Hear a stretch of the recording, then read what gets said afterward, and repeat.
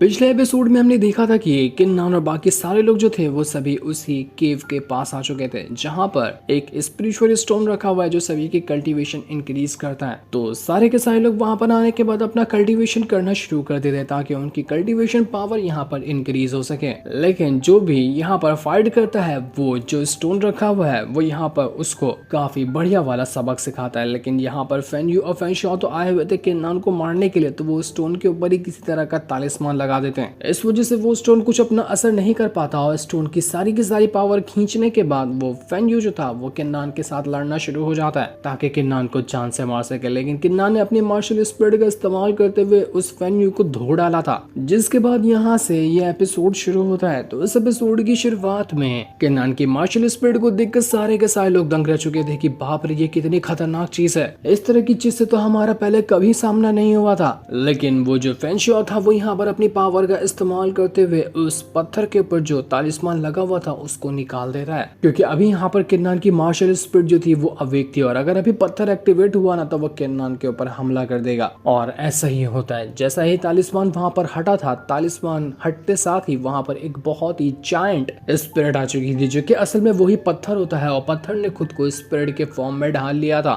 जिनरू यहाँ पर किन्नान से कहती कि किन्नान जल्दी अपनी मार्शल स्पिरिट को अंदर डालो और सारे वेपन को छोड़ दो वरना ये स्पिरिट तुम्हें छोड़ेगी नहीं। लेकिन जितने भी यहाँ पर लोग थे वो और फेन्यू और फेनशॉ दोनों मिलकर यहाँ पर उस स्पिरिट से कहने लग जाते हैं कि प्लीज हमारी मदद कीजिए। आपको पता है इस किन्नान ने कितनी ज्यादा घटिया हरकत की है, इसने अपनी पावर का इस्तेमाल करते हुए हमारे ऊपर हमला किया, यहाँ के रूल तोड़े जबकि यहाँ पर फाइट करना मना था। वो लोग किन्नान के ऊपर झूठे आरोप लगाना शुरू कर देते हैं कि इसने यहाँ पर इस जो पत्थर है आपका उसकी सारी की सारी एनर्जी को खुद में इस्तेमाल करने की कोशिश की, हम सबको यहाँ से भगाने की कोशिश कर रहा था। तो ऐसे इंसान को सजा होनी ही चाहिए, ये बहुत ज्यादा घटिया इंसान है। हमने तो आपको कई जनरेशन से यहाँ पर संभाल कर रखा हुआ है ना, आपको पता ही होगा कि हम फैन फैमिली वाले आपका कितना ख्याल रखते हैं, तो आप हमारे ऊपर कैसे ये अटैक कर सकते हैं। हमारी हेल्प कीजिए और हमारी जान को इसके नाम से बचा लीजिए वरना ये हम सबको मार देगा। झूठी कहानियों में तो इन्होंने PhD हासिल कर रखी हुई थी। तो वो जो स्पिरिट था वो भी यहाँ पर कहने लग जाते कि हाँ मैं तुम लोगों को जानता हूँ कि तुम लोगों ने कितनी हेल्प की है मेरी, तो मैं यहाँ पर तुम्हारी भी हेल्प करने को तैयार हूँ।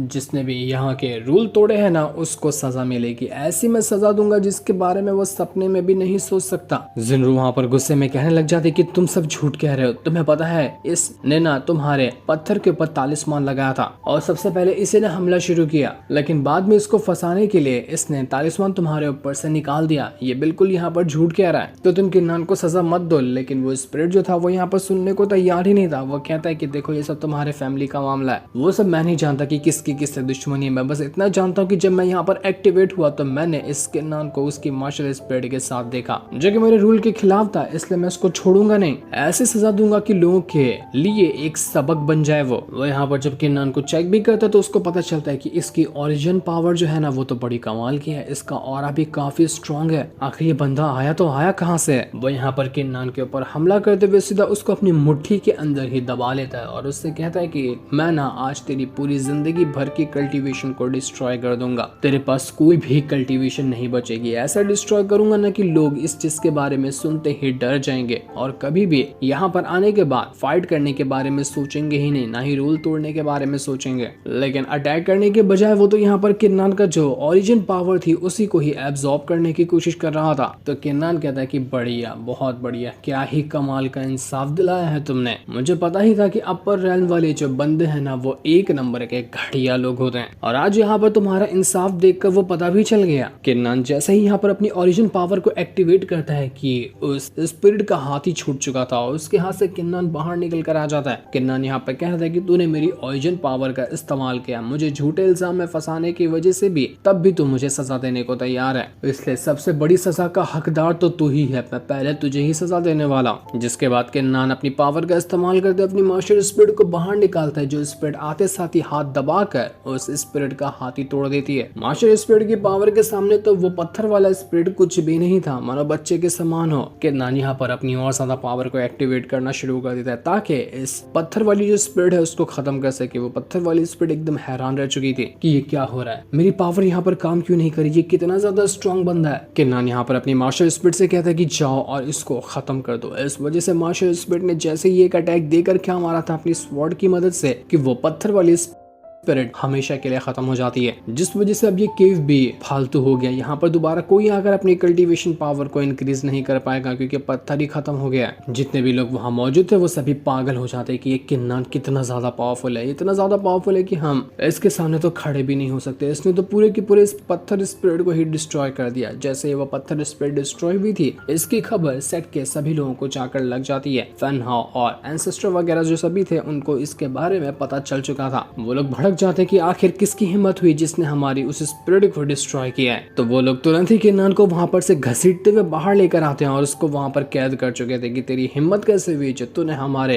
इस पत्थर वाली स्पिरिट को डिस्ट्रॉय किया। तुझे पता भी है कि वो कितनी कीमती थी और कितने सालों से हम उसको प्रोटेक्ट करते हुए आए थे, जो हमारे डिसेबल की पावर को बढ़ाता था, लेकिन तूने उसको डिस्ट्रॉय करके ना बहुत बड़ी गलती की है, ऐसी गलती की जिसकी माफी भी नहीं हो सकती। इसलिए आज तू नहीं बचेगा, आज बहुत बुरी मौत हम तुझे यहाँ पर जान से मार देंगे। देखते ही देखते आसमान से बिजलियां गिरने लग जाती, मानो कि यहाँ पर थंडर ट्रिब्यूलेशन आ रहा हो। जब भी किन्नान किसी मुसीबत में होता है तो यहाँ पर थंडर ट्रिब्यूलेशन ही पहुंच जाता है ताकि जो भी उसके दुश्मन है उनकी वाट लगा सके। जिन्रू जब किन्नान को बचाने के लिए जा रही थी तो फैनहा वहाँ पर आकर उससे कहता है कि नहीं रुक जाओ, तुम्हें यहाँ पर बीच में पड़ने की कोई जरूरत नहीं है, ये मामला हम बड़े यहाँ पर सेटल कर रहे हैं ना, तो इसलिए चुपचाप खड़ी रहो। फैनहा जो था वो यहाँ पर किन्नान से कहने लग जाते हैं कि किन्नान देखो, मानता हूँ कि तुमने बहुत बड़ी गलती की है उस स्पिरिट को डिस्ट्रॉय करके, लेकिन मेरी बच्ची को ना तुम बहुत ज्यादा पसंद हो और मैं अपनी बच्ची का दिल नहीं तोड़ना चाहता। तो एक काम करो, हमारी फैन फैमिली के अंदर शामिल हो जाओ, मेरी बेटी से शादी करके जो भी तुमने यहाँ पर आज किया है, जो इस पत्थर स्पिरिट को तोड़ा है ना, उसको भी मैं माफ कर दूंगा और तुम्हें बहुत शान से इस फैन फैमिली के अंदर रखूंगा। तुम्हारी हर ख्वाहिश को पूरा किया जाएगा, बस तुम यहाँ पर मेरे इस प्रपोजल को एक्सेप्ट कर लो, ऐश की आगे की जिंदगी गुजारोगे फिर तुम, वरना आज ही शायद हो सकता है कि तुम्हारी जान तक चली जाए। लेकिन किन्नान यहाँ पर फैनहा से कहता है कि मैं आपका शुक्रिया करना चाहता हूँ पिछले कुछ दिनों में जब मैं यहाँ पर आया हूँ तब से अभी तक के मेरा ख्याल रखने के लिए और मुझे इतना अच्छा ऑफर देने के लिए, लेकिन माफ करना ये ऑफर मैं एक्सेप्ट नहीं कर सकता। जो उस केव के अंदर हुआ, मैंने किस वजह से उस पत्थर वाली स्पिरिट को तोड़ा है, ये बताना भी शायद मुश्किल होगा क्योंकि आप लोगों को उस बात पे यकीन नहीं होने वाला है कि वहाँ पर हुआ क्या था। बाकी जो एल्डर वगैरह थे वो लोग यहाँ पर किन्नान के ऊपर चिल्लाते हुए कहते कि बस बहुत हो गया, नाटक करने की जरूरत नहीं है, तेरा यहाँ पर अपराध रंगे हाथों पकड़ा गया है तो तुझे यहीं पे सजा होगी। सबसे बेहतर तो यही होगा कि हम तुम्हें इंक्वायरी माउंटेन के हवाले ही कर दें, वही लोग तुम्हें शांडो लीग वालों को भेज देंगे जिसकी मदद से हमें बहुत सारे पैसे मिलने वाले हैं, क्योंकि असल में शांडो लीग वालों ने इंक्वायरी माउंटेन को इस किन्नान की जानकारी दी थी कि जो भी किन्नान को पकड़ के लाएगा उसको पैसे मिलेंगे। तो वही इंक्वायरी माउंटेन से इस फैनहाउ की भी फैमिली को पता चला था किन्नान के बारे में, तो ये सारे लोग तैयारी कर रहे थे किन्नान को इंक्वायरी माउंटेन में भेजने के लिए ताकि किन्नान के ऊपर जो कीमत लगाई गई है शांडो लीग वालों के द्वारा वो सब उनको मिल सके।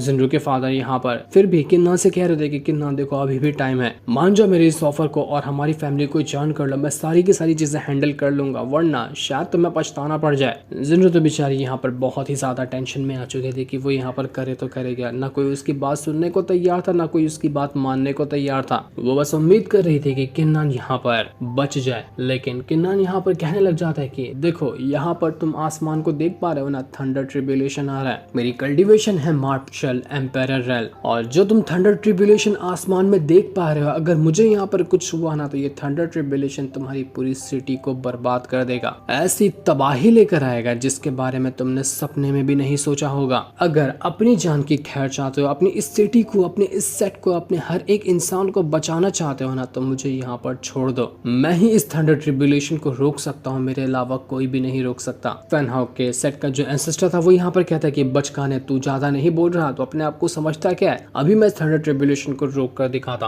वो अपनी पावर का इस्तेमाल करते हुए थंडर ट्रिब्यूलेशन के ऊपर अटैक करने की कोशिश करता है, लेकिन थंडर ट्रिब्यूलेशन ने तो उसके सेट के ऊपर जो प्रोटेक्शन बैरियर लगा था उसको 1 सेकंड के अंदर डिस्ट्रॉय कर दिया था। ये बताने के लिए कि उनकी औकात क्या ही है उस थंडर ट्रिब्यूलेशन के सामने। एंसेस्टर भी यहाँ पर एकदम दंग रह जाता है कि नहीं, ये नहीं हो सकता, मार्शल एम्पायर रेल्म के बंदे का थंडर ट्रिब्यूलेशन इतना स्ट्रॉन्ग कैसे हो सकता है। इसके नाम ने झूठ बोला कि ये मार्शल एम्पायर रेल्म पे है, ये उससे भी ज्यादा आगे होगा। कहीं गलती तो नहीं हो रही ना इससे पंगा लेकर, कहीं ये हमारी पूरी सिटी को सच में ही बर्बाद ना कर दे। जितने भी लोग थे यहाँ पर इस सेट के अंदर मौजूद उनकी फटकर हाथ में आ गई थी। सभी लोग एकदम थर थर कांपने लग जाते हैं, उनको उनकी मौत नजर आ रही थी। किन्नान कहता है कि देखो अभी भी टाइम है, मुझे आजाद करो और मुझे जाने दो, मैं ये थंडर ट्रिब्यूलेशन रोक लूंगा। तुम्हारे पास से दो ऑप्शन है, पहला ऑप्शन कि मुझे यहाँ पर छोड़ो और मैं तुम्हारी सिटी को बचाऊंगा थंडर ट्रिब्यूलेशन से, और दूसरा ऑप्शन ये है कि मुझे मार दो, मेरे मरते साथ ही तुम्हारी पूरी की पूरी सिटी डिस्ट्रॉय हो जाएगी। फैसला तुम्हारा है, अपने लोगों को मरवाना चाहते हो या फिर मुझे छोड़ना चाहते हो।